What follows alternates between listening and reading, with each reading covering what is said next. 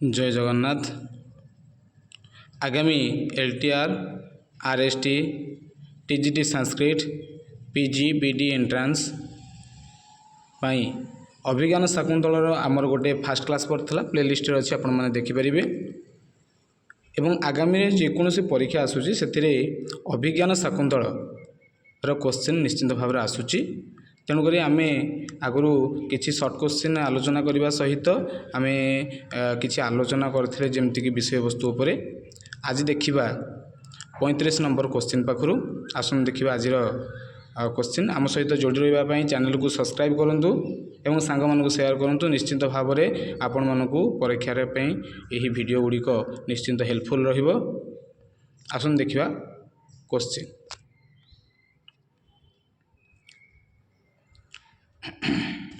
शकुंतला सखी का अस्ति। शकुंतला सखी हूँ सानुमती एवं अनुसया और प्रियंवदा। ये जो आमर गौतमी, मालविका, उर्वशी, अनुसया एवं प्रियंवदा ये जो बोल्ड रे लिखाई सेटा हो राइट आंसर। डी हो राइट आंसर, अनुसया एवं प्रियंवदा। परवर्ती प्रश्न को जीवा। अभिज्ञान शाकुंतला अनुसार शकुंतलायाः सह पितृगृहं हस्तिनापुरम आगच्छत। हस्तिनापुर को पितृगृह को किए आसी? मेनका, अनुसया, प्रियंवदा, गौतमी। गौतमी हूँ राइट आंसर। परवर्ती प्रश्न को जीवा। अस्य आग्रह कारणात् शकुंतलां प्रति दत्ते शापे लघुता आगता। तेणु कहार आग्रह कारण अभिज्ञान शाकुंतल शकुंतलांकर शाप को माने टिके लाघव होता से हूँ प्रियंवदा। 38 number question. दुर्वासा आश्रमं समायाते शकुंतला कुत्र दत्तचिता आसीत्। जो शकुंतला दुष्मंतर चिंतार थिले, कहा चिंतार सी बसिक भावुले ना दुष्मंतर चिंतार भावुले। बी हम राइट आंसर। तापर परवर्ती प्रश्न को देखिबा। अनुसया प्रियंवदे तह स्तः शकुंतलायाः सखौ। तेणु अनुसया और प्रियंवदा होउचंती कहार ना शकुंतलांकर सखी। दुर्वासा शाप शकुंतलाए प्रदत्त। दुर्वासा शकुंतला को शाप देइथिले कौन ना त्वं यः स्मरसि सह त्वां विस्मरिष्यति। तुम्हें जहाँ स्मरण करुच से कौन कर ना तुमको भूली जाओ। दुर्वासा ऋषि शाप मोचनम कथम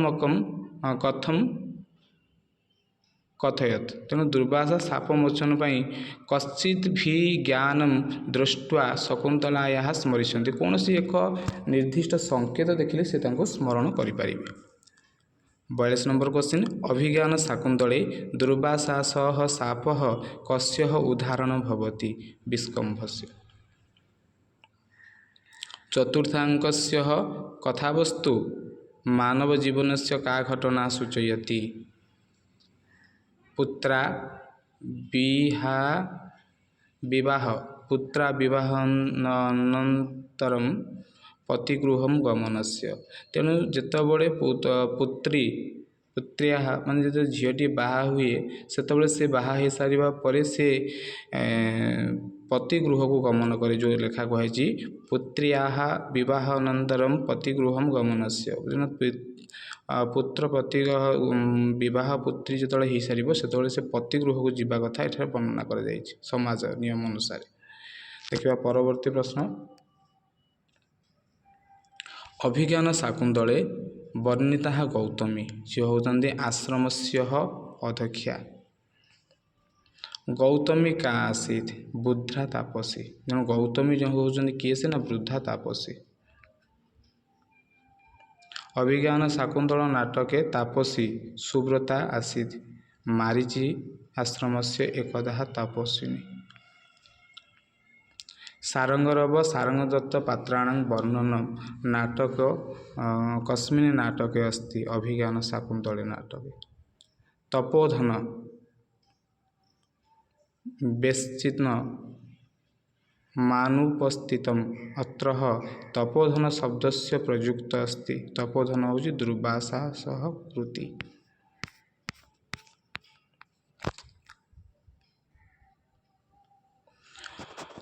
अस्या अहं त्वयि च सम्प्रति वितचिन्तः कः कर्णः। शकुन्तलाई पतिगृहगमनस्य सन्देशः केन प्रदत्तः। पतिगृह को जावाई संदेश किए देइथिले ना कर्ण देइथिले।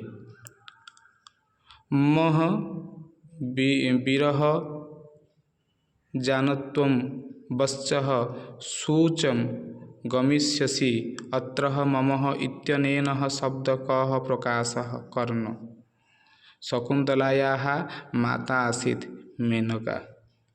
शकुन्तलायोः पुत्रस्य नाम शकुन्तला पुत्रर ना कौन सर्वदमन।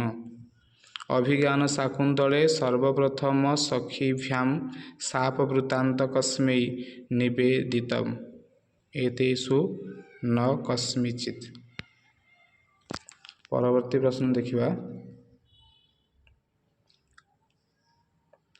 महर्षि कर्ण शकुन्तलाया दुष्मन्तयोः विवाहस्य सूचना केन प्रदत्ता। यार सठिक उत्तर होची छंदमय बाणी। छंदमय बाणी जी माने शून्य रु आसिक तांको कहिथिले। अभिज्ञान शाकुन्तला नाटके सारंगरव अस्ति कर्णंकर शिष्य। परवर्ती प्रश्न को जिबा। अभिज्ञान शाकुन्तला नाटके मारीची स्यः शिष्य कह। अभिज्ञान शाकुन्तला मारीचंकर शिष्य किए से गालव। अभिज्ञान शाकुन्तला नाटके कर्ण महर्षि केना परनाम्ना ज्ञायते। काश्यप नाम्न जानिथिले। राज्ञ दुष्मन्तस्य द्वितीय पटराज्ञी आसीत् वसुमती। मधुकारिका मधुकारिका कस्मिन् नाटके अस्ति। शकुन्तले। पुरु कस्य पुत्र आसीत्। पुरु होची शर्मिष्ठायाः पुत्र। इंद्रस्य सकाशात् केन सह दुष्मंत लोक मवतरति दुष्मंत। तेणु जो मनुष्य लोक मवतरति दुष्मंत जो जेतबळे कहा इंद्रंकर कारण किए आसी मनुष्य लोक अवतरण करिकी दुष्मंत को नवाई आसते सी हूँ मातली तांकर सारथी। अभिज्ञान शाकुन्तले ऋषि पात्र नास्ति। आ भर किए ऋषि पात्र न सोमरात। मातली कस्मिन् नाटके पात्रभूत आसीत्। अभिज्ञान शाकुन्तले। अभिज्ञान शाकुन्तले। अभिज्ञान शाकुन्तला नाटके सार्ध शकुन्तला पतिगृहं प्रेषयति होचंती उपयुक्ताभिः सर्वाभिः साधम। कालिदास सुलभ कोपः महर्षि इति कमुकुतवान् दुर्वासाम्।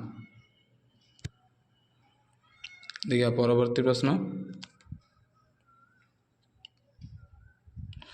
शकुन्तले दुष्मन्तस्य प्रथम नाम किम आसीत्। जिते शकुन्तला और दुष्मंतर पुत्र सॉरी ये मुझे भूल पढ़ीदेली। शकुन्तले दुष्मन्तस्य पुत्रस्य दुष्मंत पुत्रस्य प्रथम नाम किम आसीत्। सर्वदमन। गंडोस्योपरि पिंड संवृत अस्ति कथनम। सर्वथा चक्रवर्ती पुत्र माप्नुहि अनेन निर्दिष्टम् अभिज्ञान शाकुन्तलस्य कथानकस्य प्रयोजनम्। तापर सत्य कथनम चिनुत। सत्य कथन होची कौन। शकुन्तला दुष्मन्तयोः विवाह गंधर्व आसीत्। तेणु शकुन्तला आउ दुष्मंतर विवाहटी थिला कौन गंधर्व विवाह। डैश षड्भाग मख्ययम ददर्त्याम अरण्यका हि नः रिक्तेः स्थानं समुच्चयः किं तपः। परवर्ती प्रश्न शकुन्तला प्रति भर्तु बहुर्मता भवः वाक्यमिदं केन उक्तम् एकया तापस्या तेणु जड़े तापसी एक कथा कही अरण्ये मया रोदितमासीत् शकुन्तले कस्य वचनमिदं विदूषकस्य।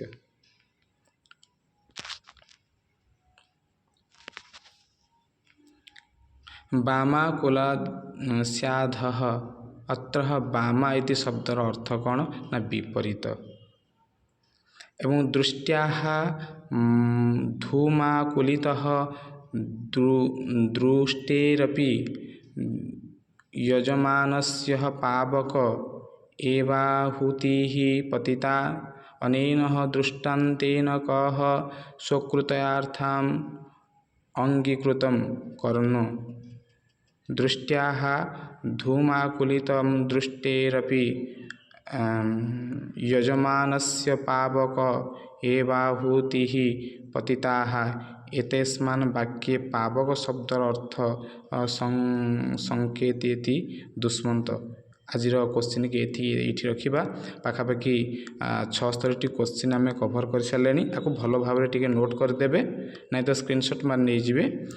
परवर्ती क्वेश्चन पुणी देखा आगामी क्लास रे। धन्यवाद।